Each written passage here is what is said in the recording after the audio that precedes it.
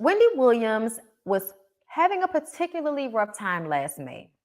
New reports reveal, according to Yahoo Life, while filming the Wendy Williams show from her home as the COVID-19 pandemic was peaking, the 57-year-old had too much to drink and began stripping down and touching herself in an inappropriate way in front of concerned bystanders. What was she drinking? The article notes that the mother of one previously spent some time at a sober house in 2019, but when her team noticed her unusual behavior the next year, they called her manager to come to check on her. Upon arrival, they found an intoxicated Williams who, after putting on quite the show for onlookers, child, not onlookers, left them with no option but to call 911. After the call was made, the New Jersey-born broadcaster allegedly became even more belligerent and was ultimately hospitalized for weeks as her show went on hiatus. At the time of her hospitalization, a statement was released claiming that it was due to complications with her Graves' disease. Recently, Wendy has been dealing with symptoms from her Graves' disease, which is causing fatigue. In consultation with her doctor and as a precautionary measure, she will continue to take the time off. That's what they told us. Sources informed The Sun that the entertainer does not want to associate with anybody who was at her house that day, with another adding that everyone knows not to get too close to Wendy. They also mentioned that being in her life will backfire, and when it does, you'll get burned. What does that mean? Over the past few months, plenty of rumors about Williams have surfaced in the media, with some speculating that she's suffering from severe dementia, although her younger brother Tommy has shut down those claims. I believe Tasha K was one of the people that reported that, right? That she may be having some early onset dementia going on. Y'all listen, I don't know what's going on. I don't know what's going on with Wendy. I don't. And I'm not going to pretend that I do. We all know that Wendy has Graves' disease, and we all know that persistent long use of alcohol and drugs creates issues in the body within itself.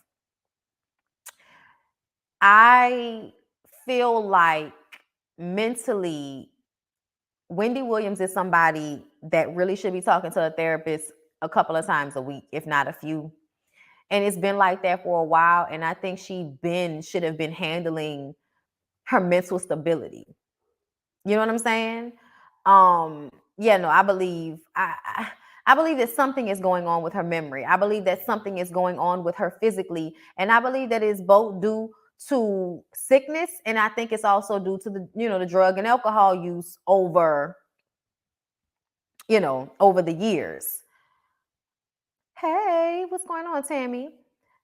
Wendy is very stubborn. Wendy is stubborn. She keeps people at arm's length. She doesn't let anybody in. She doesn't receive any help. The funny thing about it is, this reminds me of Whitney. And it's so funny because everybody thought that Wendy was clout chasing when she was on air crying when Whitney died, because they felt like she had dragged Wendy in the media when she was talking about Whitney and Bobby's drug use and everything that was going on with them on the radio. But the truth of the matter is, Wendy probably saw herself in Whitney very clearly, very loudly. And the tears were probably her feeling like, oh my God, that can be me. And if you remember, Wendy cleaned it up. Like, Wendy got better with her wigs, got better with her makeup. Like, a lot of things changed for Wendy, to me, in those years thereafter. But I think that when people have substance abuse issues, when they have mental and emotional issues that they don't know how to resolve, that they don't know how to deal with, I think their issues come back up. I think they do well for a little while, and then those issues come back up. And then they get themselves back together, and then the issues come back up. But I think as people get older, their bodies start to break down, because years and years of drug and alcohol use will do that to your body. Excuse me, especially not the drugs that Wendy was doing. Wendy was a cocaine user. You know what I'm saying? On top of the alcohol, that shit does damage over the years. And I think that that's the same thing that's happened with Wendy. I've seen family members, their mental stability deteriorates once they've been using drugs for years, especially if they've been using drugs because they already had some type of mental issue that they did not want to get checked out. They didn't have the wherewithal, the mindset. Y'all know how Black people feel, you know? So I feel like Wendy just has a lot going on. I think the divorce was extremely detrimental for her because she didn't have anybody else but Kevin. Even if it wasn't perfect, he was her person. And to look now at the situation for what it is, which is that he was always using you. He probably never really loved you because how could he if he could treat you like this now? How could he if he could turn around and throw in your face this other woman, the baby he's having with the other woman, the ring he bought the bitch with your money? Like, I think all of that is a lot on any person, on any woman. And I think on top of everything else, you know, people don't like Wendy because of everything. Her show is not canceled, I don't believe. I believe other people are doing her show for her. I don't know if she can make her way back to TV, but I would like to see her make her way back to health. And I'm afraid that that happens for her because I feel like the way she handled her career may not have always been the best, but it is definitely the blueprint for which a lot of us commentators and bloggers and YouTubers and, you know, people who talk about the things that happen in a gossip, you know, entertainment realm. We have a respect for Wendy because we realize that, you know, if it were not for her and the way she handled herself in the good ways and in some of the bad ways, a lot of us would not be able to get up here and do what we do and have all of y'all want to come and see us talk about these same fucking stories that are, you know, going through the internet and everybody's talking about them. You know what I'm saying? So we all have an appreciation for her, but I also feel like some things are on just a basic person, on a basic human level. Wendy needs to take care of herself. Wendy needs to have people around her that love her, but that really is all banked on if Wendy will receive it. Because like I said, a lot like Whitney, y'all never want to receive the real love and the help that y'all need. Y'all, you know, y'all don't. I don't know why. Maybe it's because you feel like you don't deserve it secretly. You know, a lot of people have said a lot of bad things about Wendy. And as a person that a lot of the times will not read comments because I don't want to read anything fucked up about myself because nobody feels like going through that emotionally, you have to wonder if there is some underlying like guilt or negative feelings about herself because of what everybody has said about her because of how they feel about the things she's done in her career. You know, and people say all these things, and then you got your own fucking husband doing you the way he did her. Then her mom passes away. You know what I'm saying? Like, it's just a lot going on. The issues with the brother and, you know, trying to be there for her son. I just feel like it's a lot. It's a lot. And I'm going to just pray.